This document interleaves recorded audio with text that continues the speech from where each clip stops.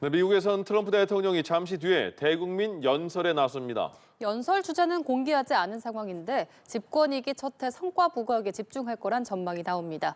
국제부 연결해서 자세한 내용 알아보겠습니다. 김지수 기자.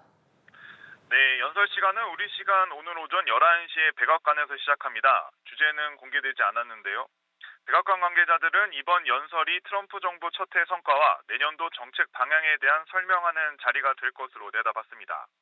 전 세계를 상대로 한 관세 정책과 미국 중심으로 운영한 안보 정책의 성과를 강조하는 동시에 집권 2년차 목표도 언급할 것으로 보입니다. 트럼프 대통령은 자신이 재집권하면서 미국이 위대해졌고 유례없는 황금기를 맞았다고 기회가 있을 때마다 주장해 왔는데요. 하지만 최근 여론조사에서 트럼프 대통령의 국정수행 지지율은 집권 2기 출범 이후 최저치에 육박할 정도로 떨어진 것으로 나타났습니다. 경제 분야, 특히 높은 물가에 대한 비판이 거세지면서 지지율 하락으로 이어지고 있습니다.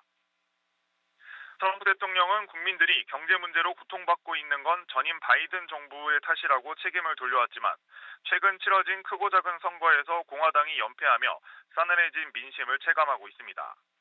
오늘 트럼프 대통령은 시리아에서 이슬람 국가 극단주의자로 추정되는 시리아군의 공격으로 숨진 미군 병사 2명과 민간인 통역사 시신의 운구 행사에도 참석했는데요.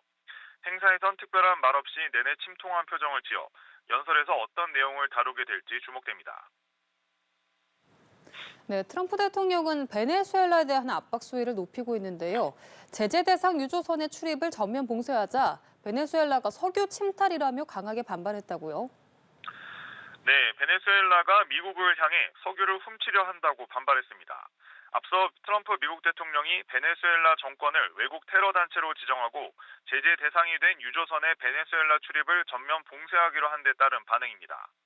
베네수엘라 국영 석유회사도 성명을 내며 에너지 주권 수호와 해상 운영 보호에 대한 의지 등을 재확인했다면서 원유 수출 작업은 정상적으로 유지되고 있다고 강조했습니다. 긴장이 고조되자 브라질 룰라 대통령은 말의 힘은 총의 힘을 능가한다며 정상 간 대화를 강조했는데요. 멕시코 시인바움 대통령은 유혈 사태를 막기 위해 유엔의 개입을 촉구했고 유엔은 구테레스 사무총장이 베네수엘라 마두로 대통령과 통화했다며 긴장 완화 필요성을 재확인했다고 전했습니다. 지금까지 국제부에서 연합뉴스 TV 김지수입니다.